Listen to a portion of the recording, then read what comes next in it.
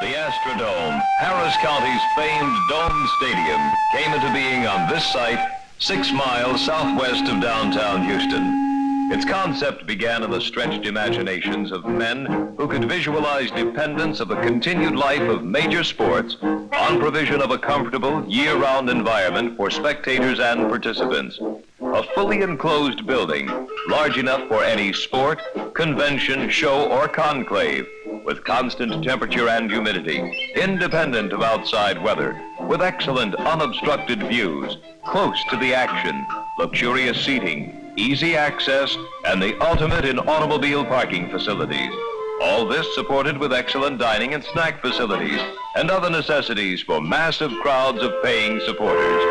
This vision was supported by passage of 2 bond issues by far-sighted Harris County taxpayers to finance construction of a stadium for lease to the Houston Sports Association for 40 years at fees that could amortize the cost. After initial delays, work was begun in earnest, with barely 2 years for contractors to make delivery of this dramatic prototype stadium.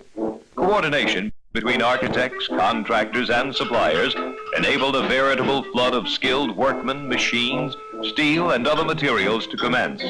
Smooth as the works of a fine watch, the sequencing of temporary erection towers for the dome, supporting outer walls for the stadium proper, forms and concrete for retaining walls and structures, all poured into the massive hole off South Main Street where 250,000 cubic yards of soil had been excavated. Soaring steel towers reminiscent of derricks in the neighboring oil fields rapidly take shape as false work to support erection of the dome structure itself. Opposite sections are built simultaneously in anticipation of coordinated erection of dome members yet to come.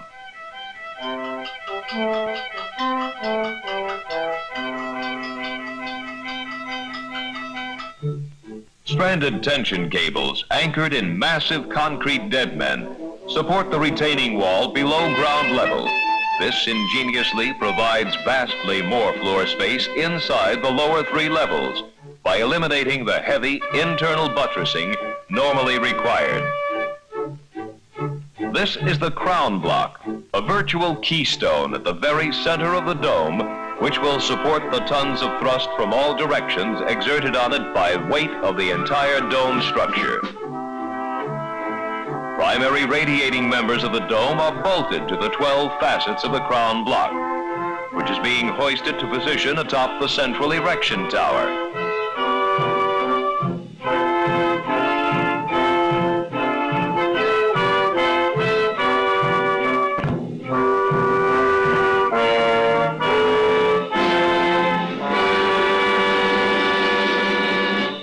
Rest on temporary jacks 208 feet above the final playing field level.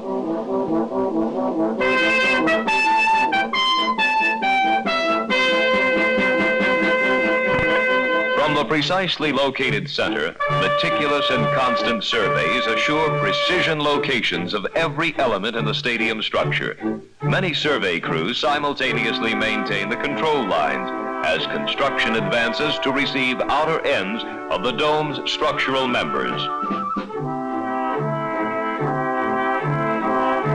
This is a lamella section, the product of infinite research and calculations prior to its painstaking fabrication. A curving structural member which will be joined with others to form the self-supporting spherical dome.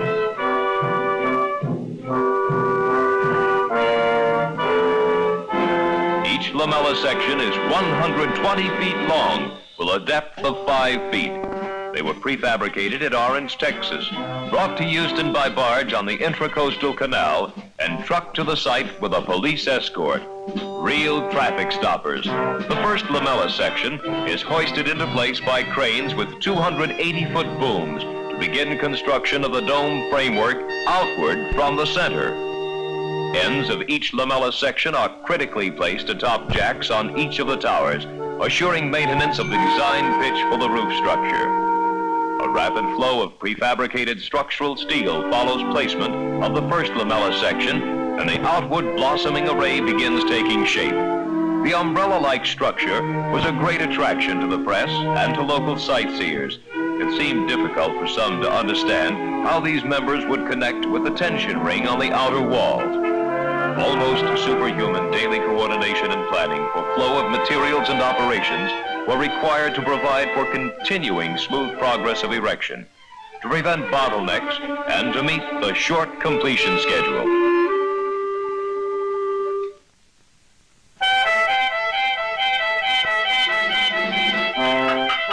Spacewalks were a daily occurrence with scores of sure-footed, high-iron workers.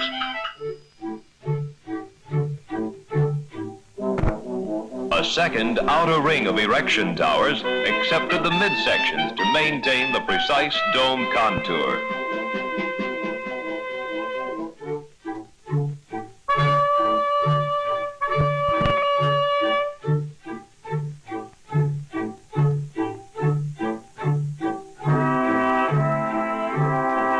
Dome members are tension bolted with only 12 welded joints in the roof structure itself.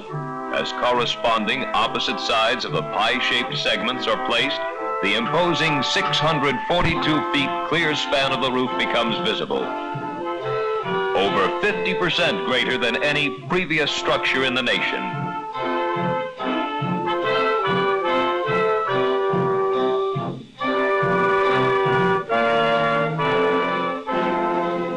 A significant day, a gathering of Harris County officials, Judge Roy Hoffines and the Houston Sports Association officers, architects, contractors, union officials, suppliers, and news media to celebrate placing of the final lamella section in the massive roof structure.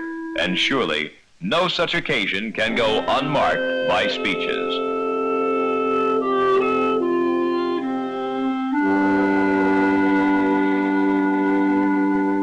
Up it goes, the final 120-foot long piece, a perfect fit, ensured by a trial run the evening before, and the last lift of the exceptionally long-boomed cranes. Faith of the designers justified early placement of some of the precast seating sections to check sight lines previously reckoned only on paper. The completed dome structure could now be freed of the supporting jacks on towers and at the tension ring. Design calculations forecast a deflection of 3 1/4 inches. Actual deflection with the jacks removed was 3 1/16 inch. A genuinely astounding calculation of design and unsurpassed construction performance. Construction towers were then disassembled and removed from the arena to provide an unobstructed work area for the next operations.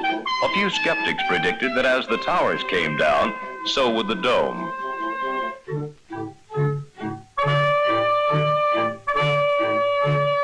Thousands of bulb tees were welded into place to support the rigid roof decking panels and the framed plastic skylights.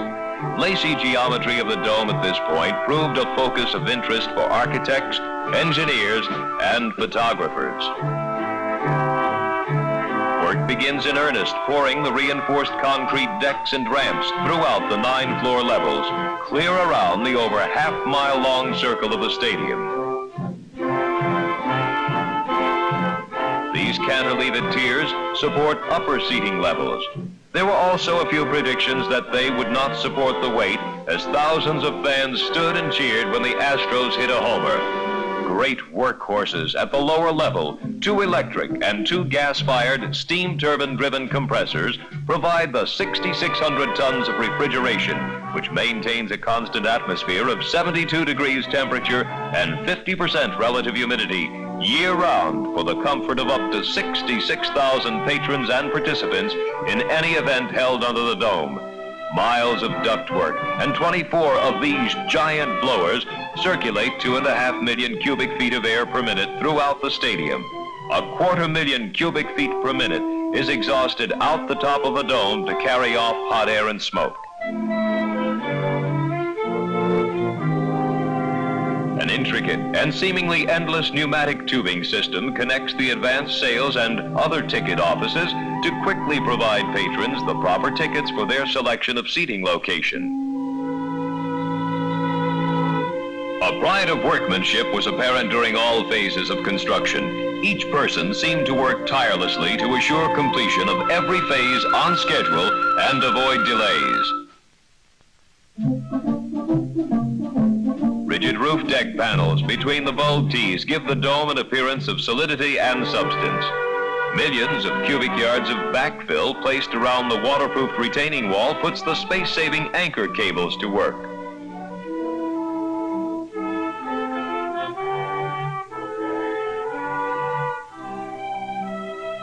Special forms are used for the poured, shaped outer columns of the building. Exterior walls are constructed of precast concrete panels in sections, 25 feet long and 7 feet wide. Some of them are as much as 60% voids, a tribute to the precast concrete fabricators.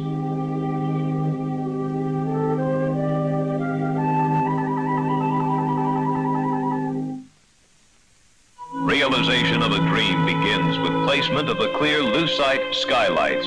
In all, 4,976 of them were installed. Each skylight is 7 feet, 2 inches long and 3 feet 4 inches wide, formed with 2 lucite panels, clear on top and prismatic embossed below, with a dead air space between for insulation. Unusual means were employed in delivering the stacks of skylight panels to their installation sites atop the dome. The skylight pattern was established to accelerate water runoff from torrential rains, which can fall on the 9 1/2 acres of roof and which rains out events scheduled in old-fashioned outdoor stadia.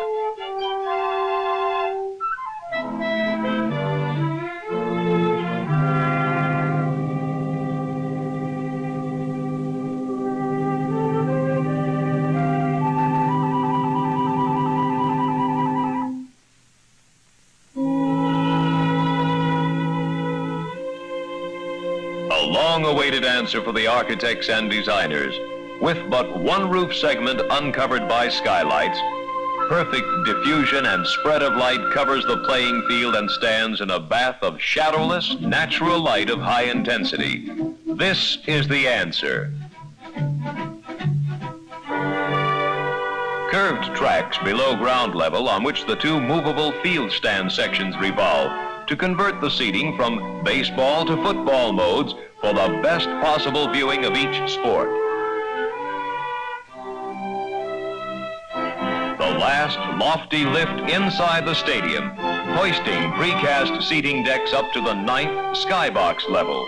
Instant and sure communications provide accuracy and prevent accidents for the daring but sure-footed workmen.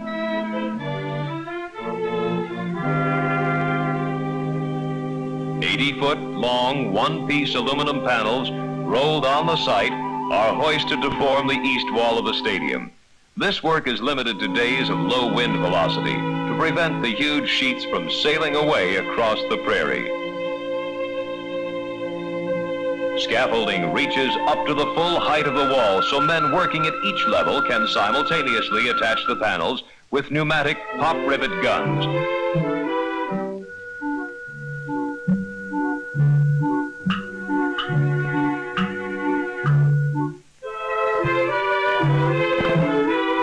And the view from the top.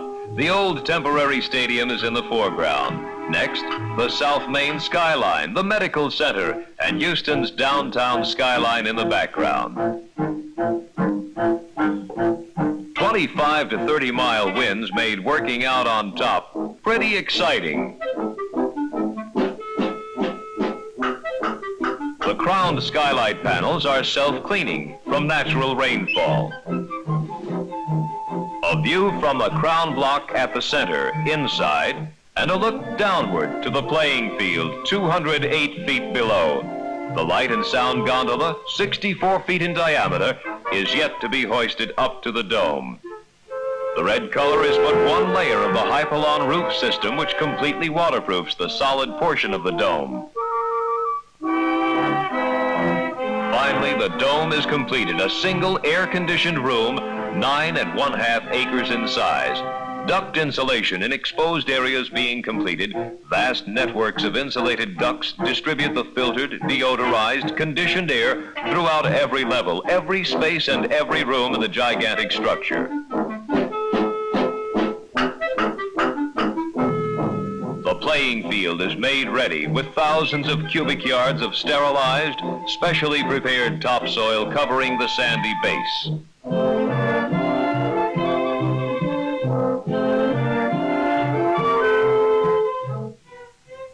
It's leveled and carefully sodded with a special strain of tip-wave Bermuda grass cultivated for growth in the controlled light and atmosphere of the domed stadium and to provide a playing surface of unparalleled quality. Movable stand sections get their finishing touches, tiered and contoured to the radius of the permanent surrounding levels of seating. 5,000 seats are installed on each of the 2 movable sections of field boxes. These, like the others, are fully padded, luxuriously upholstered, individual theater-type seats in a rainbow of colors.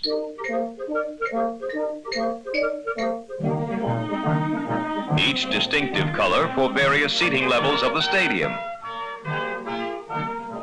An intensely complex job in itself was riveting proper seat numbers to the more than 45,000 seats, assuring patrons of the correct seat for their ticket and easy location of their seating preference.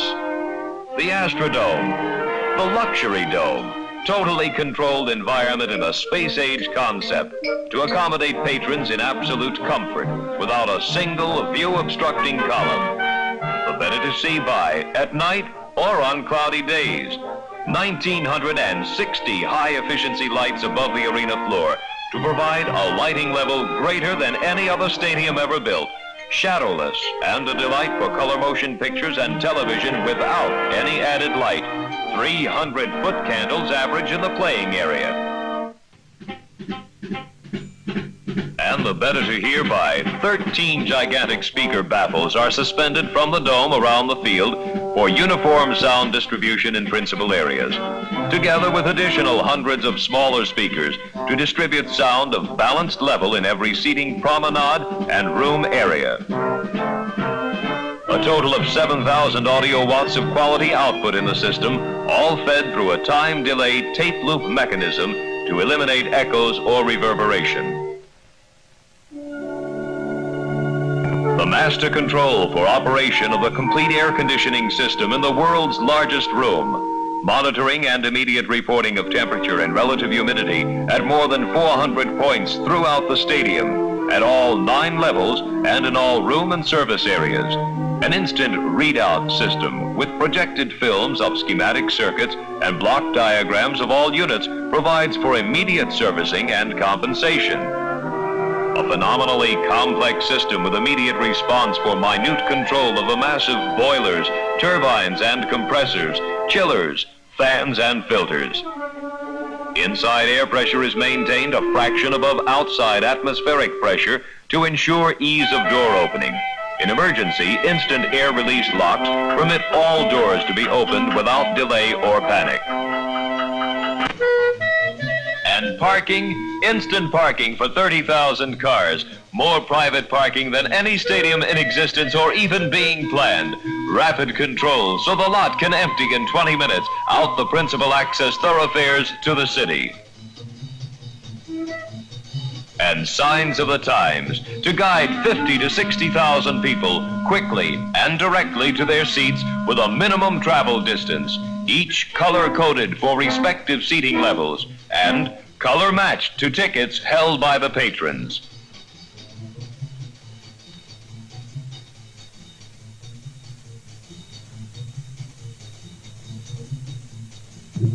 Radio and TV hookups made to carry the news. Photographers' darkrooms made ready, 8 in all, for immediate processing of color or black and white. And the wire photo machines tested for picture transmission over the world. Action pictures can appear in San Francisco newspapers while the game is still in progress. Vacuum clean the 46,000 upholstered seats. Get the field ready. Harris County Judge Bill Elliott and the county commissioners unveiled the plaque dedicating the Harris County Domed Stadium, a pioneer landmark promising excitement, adventure, and entertainment for the public for years to come. The rush for tickets begins. Unprecedented advance sales, not only for opening games of the Houston Astros, but for the season, demonstrates public support of this dramatic venture from the outset. Parking areas start to fill as fans arrive early for the opening game. Fans delivered by trams from their cars. Easy entry to seating levels by gentle ramps or by the two banks of high-speed escalators. Wide, pleasant, and well-lighted concourses. Finally, inside, a look at more than 50,000 paying guests settled in their comfortable padded seats at 72 degrees temperature and 50% relative humidity. No rain, sun, wind, dust, perspiration, splinters, hard benches, mosquitoes, or snow. It's the Astrodome. Inside, a world of its own. Opening night celebrated with bands, pep squad girls, and speeches.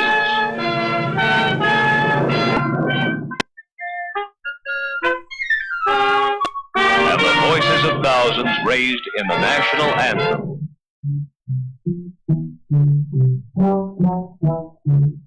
And settling down in the world's first completely air-conditioned indoor stadium. The first ball pitched in indoor play goes to the Hall of Fame at Cooperstown, New York. Special guests, the President and Lady Bird Johnson in the private box of Astros owner Judge Roy Hoffines.